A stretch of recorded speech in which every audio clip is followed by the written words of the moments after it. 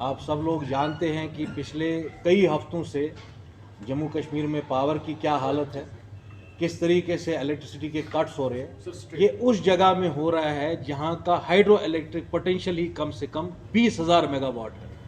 ये उस सरप्लस जगह में हो रहा है जहां पावर की कभी कोई किल्लत नहीं होनी चाहिए। सबसे पहले कुछ आदाद शुमार हमारे पास है, हम आपके सामने रखना चाहते हैं, आपके ज़रिए पूरी कश्मीरी कौम को बावर कराना चाहते हैं कि हमारे पास क्या असासे हैं और क्या हालत है आज जम्मू कश्मीर की।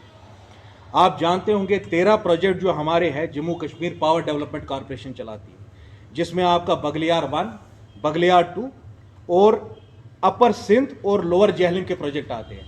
इसमें alone Baglihar 1 and Baglihar 2 produce power to the capacity of 900 megawatt. I am just putting some empirical data before you. तो हम ब्रास टैक्स पे आते, ये प्रॉब्लम आखिर क्यों हुई और इंतजामिया हमारी सो क्यों रही थी। जो एलजी साहब की इंतजामिया हमें बोलती है कि भाई 5 अगस्त 2019 के बाद पूरे जम्मू कश्मीर में हमने सड़कें जो है वो सोने की बनाई है, दूध की नहरें बह रही है, स्मार्ट सिटी बन गई है, Kashmir is at part with Europe and America.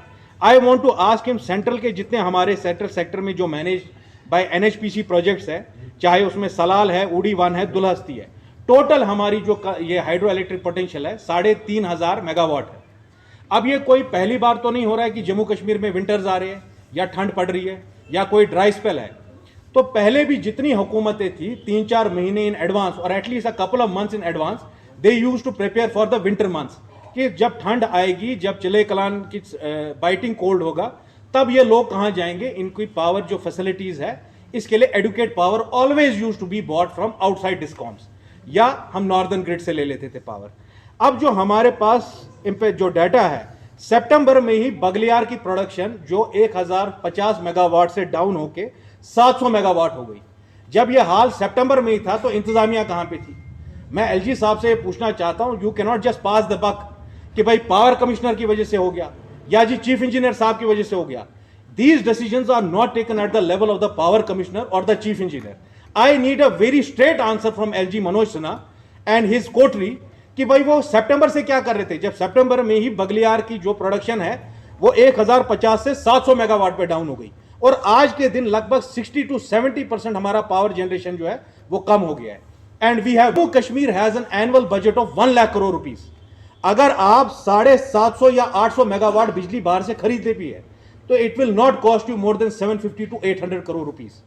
For a place, for a state, I will still call it a state because we don't agree with what has happened on 5th August 2019.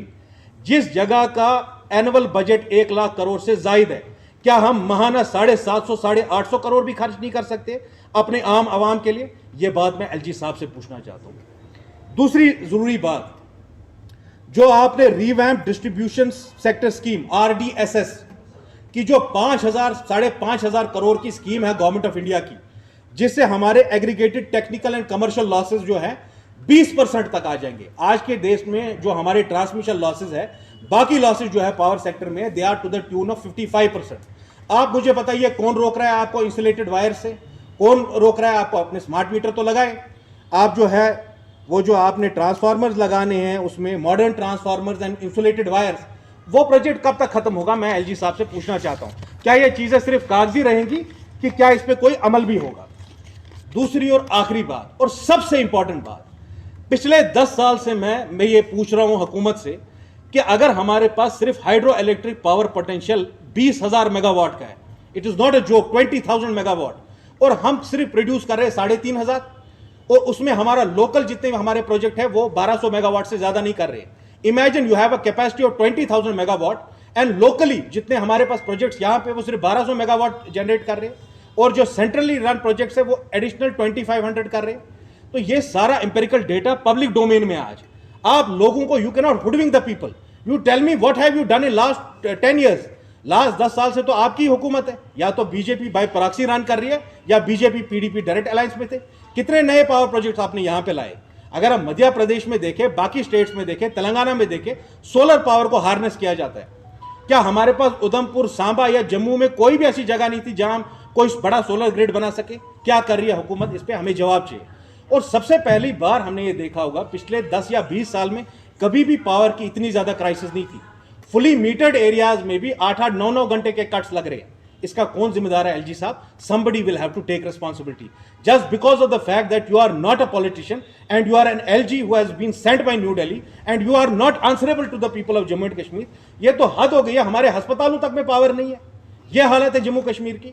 इसको फिलफोर आप ठीक करिए, ये हमारी demand रहेगी। You will have to buy power from the discoms and the northern grid and you have no option. If you are short on funds, please go to New Delhi, go to your home minister, go to your finance minister. वो तो आप ही के लोग हैं, आप ही के party से मुंसलिक लोग हैं, और जम्मू कश्मीर के लोगों को कुछ राहत पहुंचाइए आप। दूसरी इंपॉर्टेंट बात, आप हमारे साथ कुछ दोस्त है, ये बारिमपुरा के इलाके से है। आप सब लोग जानते हैं गवर्नमेंट ने ये स्कीम अनाउंस की, जो लैंडलेस लोग हैं, जो गरीब गुरबात है, जो फाइनेंशियली लोअर स्ट्रेटा से बिलोंग करते हैं, उनको हम जी 5-5, 10-10 मरले देंगे। एलजी साहब खुदा हमें बताइए, क्या ये लोग उसके मुस्तहिक नहीं है? पिछले ही महीने आप लोगों ने भी वो कवर किया होगा, 17 घर खा के सर हो गए बारिमपुरा में। इन लोगों से कब तक आप इस्तेसाल करते रहेंगे? क्यों नहीं आप 5 या 10 मरले इनको अवार्ड करते हैं? ये लोग कब तक? आप कल ही मैं इनके यहाँ दोबारा गया था फॉर अ फ्यूनरल पर्पसेस, मैं वहां गया था किसी के ताजियत पे, और आप बिलीव नहीं करेंगे, एक लकड़ी का छपरा बना हुआ है इस जहां रात को माइनस में टेम्परेचर जा रहा है। इस वक्त हमें अपने लोगों को हैंड होल्ड करने की जरूरत है। This is not the time to score political brownie points. I am telling them why for the first time it has taken you more than 2 months to decide whether to buy electricity from outside. आप evening transport, last is the point about evening transport, आप जिस इलाके में अभी है, यहाँ आप लाल चौक से अपटाउन एरिया में, शानपुरा में, नवगांव में, माजून नगर में, हैदरपुरा में, बागात बरजुला में, हुमामा के इलाकों के लिए 5 बजे के बाद आपके पास कोई ट्रांसपोर्ट नहीं है। ना नॉर्मल जो कैब्स आपकी चलती है और ना ही आपकी कोई वो प्राइवेट बसेस चल रही है। ये क्या हालत बना के रखी है? यही हाल आपका लाल चौक से हजरतबल स्ट्रेच का है। यही हाल आपका लाल चौक से वो क्या आता है हमारा हारवन वाले स्ट्रेच का है, जो आपके निशाद ब्रेन का जो सेक्टर है। तो ये सारी चीज़ों पे अमलावरी, सारी चीज़ों पे ध्यान देने की ज़रूरत है। बहुत बहुत शुक्रिया।